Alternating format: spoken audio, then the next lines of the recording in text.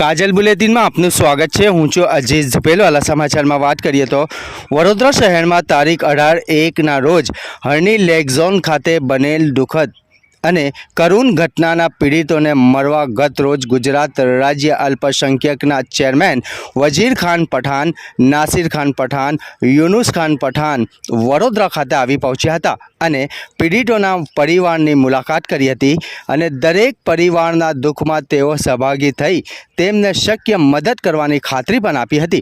આ પ્રસંગે વડોદરા શહેરના એડવોકેટ જુનેદભાઈ સૈયદ સહિત અનેક સક્રિય કાર્યકરો ઉપસ્થિત રહ્યા હોવાનું જાણવા મળ્યું હતું। रिपोर्ट सादिक काजलवाला। नहीं, ये मेरी दीदी भी गए ना, जो उसकी मम्मी आ जाना थी, तो उसको क्या जवाब दिया प्रिंसिपल ने कि बस का इश्यू, बोर्ड का बताए नहीं, आधा घंटा 1.5 घंटा दिखाया, बोले बस का इश्यू है और बच्चे को जाके जानवी हॉस्पिटल में से लेके, तो मैं समझी बस में कुछ छोटा मोटा चोट होगा, उन्होंने सब कर लिया होगा, ना हमको ले जाने का बोल रहा है। तो आप लोग वहाँ पहुँचे? जब मालूम पड़ा तो ट्रीटमेंट हो गई होगी ना, ले जाने का बोल रहे। जब पहुंची ना तब तो मेरी बेटी की डेड बॉडी पड़ी थी। मेरी बेटी की नहीं, 10 से 15 बच्चे ऐसे ही पड़े थे सर। वहाँ 10 बच्चे तो आईसीयू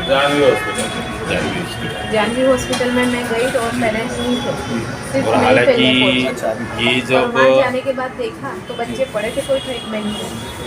ये जब हादसा जब हुआ ना, पहली चीज़ के लिए